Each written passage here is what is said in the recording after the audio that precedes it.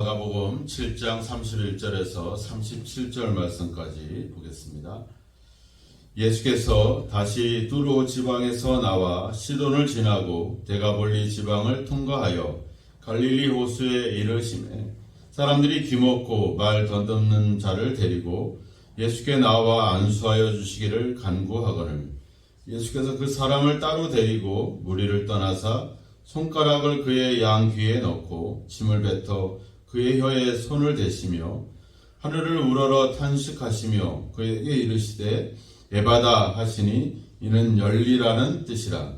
그의 귀가 열리고 혀가 맺힌 것이 곧 풀려 말이 분명하여졌더라. 예수께서 그들에게 경고하사 아무에게도 이르지 말라 하시되 경고하실수록 그들이 더욱 널리 전파하니 사람들이 심히 놀라 이르되 그가 모든 것을 잘하였도다. 못 듣는 사람도 듣게 하고 말 못하는 사람도 말하게 한다 하니라. 아멘. 예수님께서 오늘 말씀을 보니까 두로에서 시돈을 지나서 데가볼리 지방을 통과하여 갈릴리 호수에 오셨다. 이렇게 먼 길을 돌고 돌아서 이제 다시 갈릴리로 오셨다. 이렇게 기록을 하고 있습니다.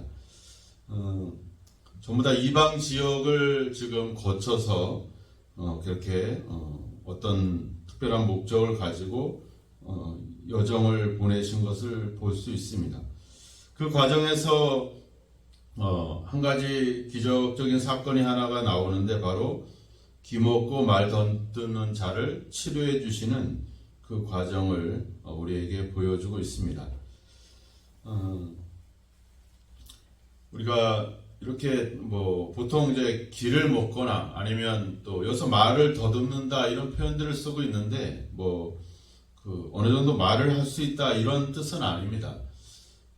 헬라어 말로는 모길랄로스라고 합니다. 이 말은 거의 말을 못한다 이런 뜻을 갖고 있어요. 그러니까 길을 먹을 듣지도 못하고 또 말하지도 못하는 이렇게 어떻게 보면 이중고를 겪고 있는 아주 비참한 그런 어떤 안타까운 그런 사람이라고 볼 수가 있습니다.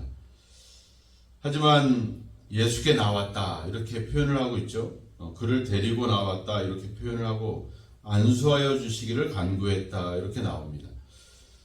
우리가 앞을 못 보는 분도 계시고 또 길을 못 듣는 분도 있고 또 잘 걷지도 못하는 분도 있고 여러 가지 각자의 이제 어려움들 또 문제점들이 있죠. 그렇지만 우리가 돌아보면 그럼에도 불구하고 우리가 예수님께 나아가는 길에 결코 한 가지 방법이라도 다 나름대로의 방법을 갖고 있다라고 하는 겁니다.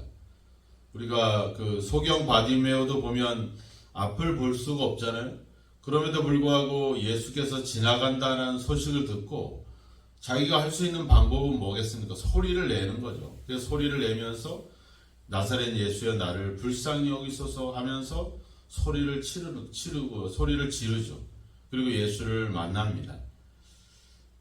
12의 혈루증을 앓았던 여인, 이 하혈을 하면서 얼마나 불편하고 또 불결하고 또 그렇게 또 냄새를 나고 그렇게 안타깝습니까? 그럼에도 불구하고 내가 예수의 옷에 손을 대야 되겠다. 예수의 옷을 만져도 내 병이 낫겠다.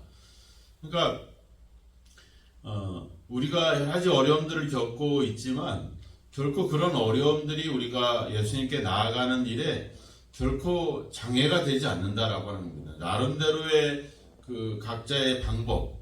우리가 중풍병자의 경우에는 친구들이 침상을 들고 오잖아요. 친구들의 믿음도 있겠지만 어떻게 보면은 그 개인이 간절한 마음으로 예수를 만나길 원하는 마음들, 그 마음이 결국엔 친구들에게 전해지고 그 친구들이 그를 데리고 오는, 여기서도 귀먹고 말 듣는 사람을 데리고 예수께 나왔다. 사람들이 그를 데리고 왔다고 했잖아요. 그러니까 그 사람이 참 불쌍하다라는 표현도 될 수도 있겠지만 그만큼 그 사람이 어떤 개인적인 간절함들이 있겠죠. 그러니까 나름대로 우리가 예수께 나올 수 있는 방법은 내가 직접 나올 수도 있고 다른 사람을 통해서 나올 수도 있고 여러 방법들이 있다라고 하는 겁니다. 결코 우리가 구원받는 일에 결코 그래서 로마서에도 나오지만 하나님을 알만한 것을 하나님이 다 자연 속에 두셨다라고 이야기하고 있어요. 우리가 자연 속에서 어떤 계절의 변화를 통해서도 창조주 하나님의 손길을 느낄 수도 있고 또 여러 가지 방법들이 많이 하나님이 열어놓으셨거든요. 그 우리가 굳이 가서 복음을 전하고 예수를 믿으라고 말하지 않아도 하나님을 알만한 것을 하나님은 늘 우리 주변에 두셨다라고 하는 겁니다. 이 문제는 뭐냐면 우리가 여러 가지 장애나 이런 어떤 문제들을 핑계 삼아 하나님께 나아가지 않는 것, 이것이 큰 잘못인 것이죠. 우리가 죄라고 얘기할 때 그 죄가 우리는 보통 도덕적인 죄를 생각하잖아요. 남의 것을 훔치거나 또 남을 해하거나 이런 것들을 생각할 수 있는데 진정한 어떤 죄라고 하는 것은 결국 우리가 하나님을 모르는 것, 하나님을 알지 못하는 것, 하나님을 알면서도 하나님께 나아가지 않는 것, 하나님의 말씀을 순종하지 않는 것, 이런 것들이 다 큰 죄 가운데 있는 거예요. 하나님을 믿지 않는 그 자체도 하나의 큰 죄로 성경은 이야기하고 있거든요. 그래서 그러한 것들, 그런 어떤 장애들을 짚고 어떠한 방법으로든지 우리가 주님께 나아갈 수 있는 것, 나아가야 된다는 것, 이 사실들을 여기서도 이야기를 해주고 있습니다. 그런데 예수님이 그 사람을 치료할 때 33절에 보면 그 사람을 따로 데리고 무리를 떠나서 그를 치료해주고 있는 것을 우리가 보게 돼요. 많은 사람들 앞에서도 치료해 주시지만 어떻게 보면 치료를 받는 과정들은 상당히 개인적인 그런 과정들을 거치게 돼요. 개인과 대화를 한다거나 그가 왜 이런 예수님께 나왔는지에 대한 어떤 그 이야기들을 듣는다거나 이런 장면들이 나오죠. 그러니까 여기서 보면 예수님이 손가락을 그 귀에 넣고 침을 뱉어 그 혀에 손을 대셨다 이렇게 나와요. 그러니까 좀 특이한 행동을 하시죠. 어떻게 보면은 우리가 이렇게 그렇게 치료하는 방법을 그렇게 행한 것 여러 가지 의아스러운 행동들이 많이 있어요. 근데 우리가 어떤 행동을 했느냐도 중요하겠지만 예수님이 그렇게 그를 만져주고 그를 터치하고 그와 같은 그런 스킨십을 했다라고 하는 것. 어떻게 보면 어떤 개인적인 어떤 그런 시간들을 가졌다는 것. 이게 참 중요한 부분들입니다. 그러니까 많은 무리들 속에서 치료하지 않고 이 사람을 따로 데리고 가서 그와 이야기하면서 그를 만져주면서 이렇게 치료하셨다는 것. 상당히 개인적인 어떤 그런 관계와 교제를 여기서 이야기해주고 있거든요. 그러니까 예수님은 우리를 구원하시고 우리를 회복시켜 주실 때 우리는 이제 수많은 사람들이 예수님께 몰려다니고 예수님을 찾아가고 서로 밀치고 그런 관계 속에 있기 때문에 어떻게 보면은 이 많은 무리들 가운데 뭔가 이루어진 것처럼 보이지만 우리가 성경의 내용들을 자세히 보면 상당히 개인적인 그런 이야기들이 있거든요. 앞서 우리가 수로보니게 여인의 경우도 보면 그 여인과 대화를 통해서 그 딸을 치료해주는 과정들을 거치거든요. 그러니까 어떻게 보면 우리의 믿음과 우리의 신앙이라고 하는 것은 상당히 어떤 개인적인 그런 일대일의 관계 속에 있다라고 하는 겁니다.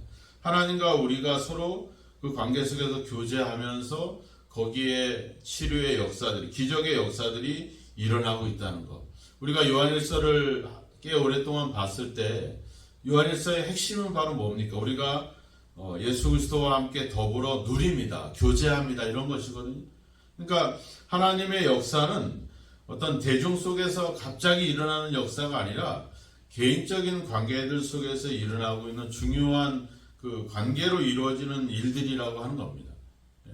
그래서 예수님도 무리들을 가르치고 병도 고치지만 혼자 따로 시간을 내서 한적한 곳에서 기도하면서 하나님과의 관계를 상당히 중요한 시간으로 갖는 거거든요. 지금 이렇게 이방 지역을 두루 다니는 이유도 지금 제자들이 동행하지 않은 상태에서 예수님 혼자 이렇게 시간들을 보내는 것도 어떻게 보면은 이방인을 만나는 의미도 있겠지만 개인적인 시간들을 갖는 거거든요. 하나님과의 관계 속에서 어떤 영적인 능력들을 공급받고 또 하나님의 뜻을 다시 한번 깨달으면서 자신이 이 땅에 오신 그 뜻, 그것을 이루기 위한, 여기서도 36절에 보면 아무에게도 이르지 말라 이렇게 얘기하잖아요. 그러니까 예수님이 병을 고치고 이런 능력을 행하고 이런 것들에 대해서 사람들에게 말하지 마라. 우리가 3장에도 그렇고 5장에도 그렇고 6장에도 그렇고 예수님이 병자를 치료하고 나서 늘 동일하게 얘기하잖아요. 아무에게도 이르지 마라. 이쯤 되면 우리도 한번 심각하게 생각을 해봐야 되는 거죠. 왜 이렇게 사람들은 37절에 이야기하잖아요. 그가 모든 일을 참 잘하였다. 사람들이 놀라고 이 소문을 많이 퍼주잖아요. 그죠? 근데 예수님은 그것을 경고하고 전파하지 못하도록 그렇게 막았다라고 하는 것. 왜 이렇게 누누이 이야기를 하실까?